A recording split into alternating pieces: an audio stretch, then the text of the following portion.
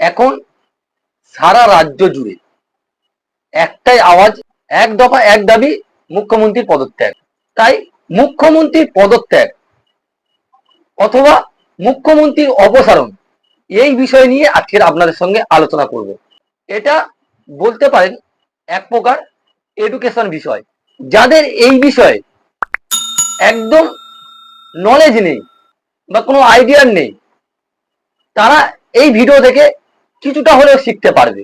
তো শুরু করা যাক মূল বিষয়। প্রতিদিনের মতন আমি মহিদুল ইসলাম, আর আপনারা দেখছেন আমার ছোট্ট YouTube channel Bangla MM TV. বলে রাখি, মুখ্যমন্ত্রী কি বিষয়ে পদত্যাগ করতে পারে? শুধু কি পদত্যাগ করলেই ক্ষমতাচ্যুত হয়, নাকি অন্য কোনো আরো উপায়ে, মানে আরো অন্য কোনো উপায়েও ক্ষমতাচ্যুত করা যায় মুখ্যমন্ত্রীকে? তো পুরো বিষয় নিয়ে আমি স্টেপ বাই স্টেপ আপনাদের সঙ্গে আলোচনা করব। পুরো ভিডিওটা ওয়াচ করুন, আশা করি কিছুটা হলেও নলেজ পাবেন এই বিষয়ে।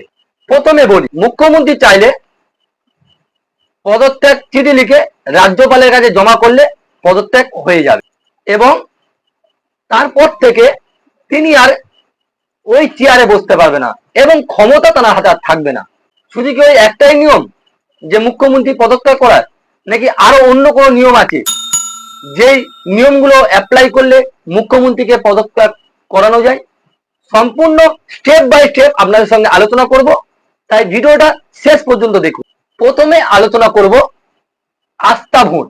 অর্থাৎ মুখ্যমন্ত্রী যদি বিধানসভার মধ্যে আস্থা ভোটে সংখ্যাগরিষ্ঠতা অর্জন করতে না পারে, তাহলে সেই মুখ্যমন্ত্রীকে স্বেচ্ছায় হোক বা অনিচ্ছায় তাকে পদত্যাগ করতে হবে। তিনি আর মুখ্যমন্ত্রীর ওই চেয়ারে আর বসতে পারবে না। দ্বিতীয়ত অনাস্থা ভোট, সেটা বিধানসভার মধ্যে সেই ভোটটা হবে, এবং সেই ভোটে শুধুমাত্র এমএলএ পার্টিসিপেট করতে পারবে। সেখানে শাসক হোক বা বিরোধী হোক, সবারই এমএলএ ভোট দিতে পারবে। এবং সেই ভোটে যদি সংখ্যাগরিষ্ঠতা না পায়, যদি মেজরিটি পার্সেন্ট যদি মুখ্যমন্ত্রীর পক্ষে না যায় বা মুখ্যমন্ত্রীর বিপক্ষে যদি বেশি ভোট পড়ে যায়, তখনও তাহলে সেই মুখ্যমন্ত্রীকে পদত্যাগ করতে হবে। কারণ আপনারা জানেন যে মুখ্যমন্ত্রীর চেয়ারে থাকতে গেলে তাকে সংখ্যাগরিষ্ঠ অর্জন করে তবে মুখ্যমন্ত্রী চেয়ারে বসতে হয়। এবং আরেকটা বিষয় আছে, সেই পদ্ধতিতেও মুখ্যমন্ত্রী তার চেয়ার থেকে তিনি পদত্যাগ করতে হয় বা করতে পারে।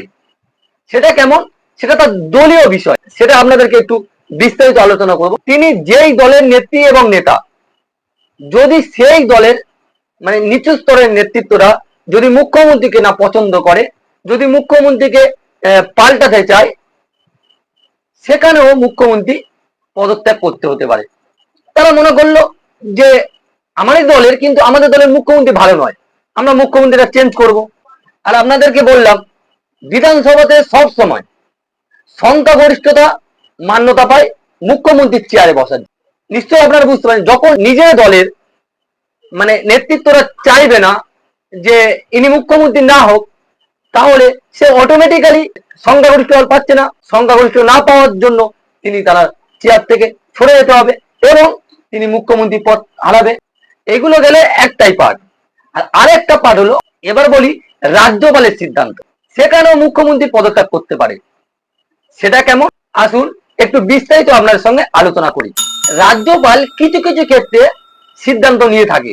যেমন রাজ্যপাল যদি মনে করে যে সেই রাজ্যের আইন শৃঙ্খলা একদম ভেঙে পড়েছে, সেই ক্ষেত্রে মুখ্যমন্ত্রীর কাছ থেকে দায়িত্ব কেড়ে নিয়ে রাজ্যপাল দায়িত্ব সামলাতে পারে। সেই ক্ষেত্রে মুখ্যমন্ত্রীর পদত্যাগ হতে পারে বা মুখ্যমন্ত্রী পদত্যাগ করতে পারে। যখন এই রাজ্যপাল চাচ্ছে না, রাজ্যপাল যখন বুঝে গেছে মানে মুখ্যমন্ত্রী হচ্ছে রাজ্যের মাথা, কিন্তু মুখ্যমন্ত্রীর উপরে থাকবে রাজ্যপাল। রাজ্যপাল যখনই বুঝতে পারবে যে মনে করছে যে এই মুখ্যমন্ত্রী আসলে এনার দ্বারা আইন শৃঙ্খলা ব্যাঘাত ঘটছে, সেই রাজ্যপাল তিনি মুখ্যমন্ত্রীর হাত থেকে দায়িত্ব কেড়ে নিয়ে তিনি নিজে সেই দায়িত্ব সামলাতে পারে, এবং সেই ক্ষেত্রে মুখ্যমন্ত্রী পদত্যাগ হয়ে যেতে পারে। আরেকটা বিষয়ে মুখ্যমন্ত্রী পদত্যাগ করতে পারে, যদি কোনো মুখ্যমন্ত্রীর নামে যদি অনেক বড় কোনো দোষ বা অনেক বড় কোনো কেস, মুখ্যমন্ত্রীর দ্বারা অনেক কোনো বড় অন্যায় ঘটনা ঘটে গেলে সেক্ষেত্রে সর্বোচ্চ আদালত, আপনারা জানেন সুপ্রিম কোর্ট, সেই সুপ্রিম কোর্ট তাকে অবৈধ ঘোষণা করে দিতে পারে। আর যখনই অবৈধ ঘটনা করে দেবে তখনই কিন্তু তাকে, সেই মুখ্যমন্ত্রীকে পদত্যাগ করতে হবে। এবার প্রশ্ন হচ্ছে, মুখ্যমন্ত্রী তো পদত্যাগ করলো, যদি মুখ্যমন্ত্রী পদত্যাগ করার পরে আমরা কেমন ভাবে চলবো, বা আমাদের আইন শৃঙ্খলা কেমন ভাবে চলবে, নিশ্চয়ই প্রশ্ন মনের মধ্যে যাচ্ছে। এখানে বলবো, একটা মুখ্যমন্ত্রীকে যদি পদত্যাগ করতে হয় অথবা যদি অপসারণ করানো হয়, সেক্ষেত্রে রাজ্যপাল চাইলে একটা অস্থায়ী মুখ্যমন্ত্রী নিয়োগ করতে পারে এবং তার কাজ হবে সেই রাজ্যের আইন শৃঙ্খলা ভেঙে যাওয়াটাকে আবার সুন্দরভাবে চালানো। এবার আপনাদের মনে প্রশ্ন আসতে পারে যে এটা কতদিন চলবে? এটা ততদিন চলবে যতদিন পর্যন্ত না নতুন কোনো মুখ্যমন্ত্রী আসছে। এবারে সেটা কেমন ভাবে আসবে, সেটা দুটো প্রক্রিয়ায় আসতে পারে। এক, যদি রাজ্যপাল মনে করে যে বিধানসভা ঠিক আছে, তাহলে সেই বিধানসভার মধ্যে যেই দিকে সংখ্যাগরিষ্ঠতা পাবে তাদের মধ্যে থেকে একটা মুখ্যমন্ত্রী নিয়োগ করতে পারে। অথবা রাজ্যপাল মনে করলো যে বিধানসভা ভেঙে দিতে হবে, তখনই আবার সেই রাজ্যে পুনরায় ভোট প্রক্রিয়া করতে হবে এবং ভোট প্রক্রিয়া করে আবার নতুন করে মুখ্যমন্ত্রী নিয়োগ করতে হবে। সেটা একদমই নির্বাচনী প্রক্রিয়ায়। এই বিষয়টা আপনাদের কেমন লাগলো কমেন্ট বক্সে জানাবেন, আর ভিডিওটা বেশি বেশি করে শেয়ার করে দিয়ে আরো মানুষকে দেখার সুযোগ করে দেবেন। আর যারা নতুন ভিউয়ার্স আছেন তাদেরকে বলবো চ্যানেলটা সাবস্ক্রাইব করে ছোট্ট ইউটিউব চ্যানেলের পাশে থাকবেন। সবাই ভালো থাকবেন, সুস্থ থাকবেন।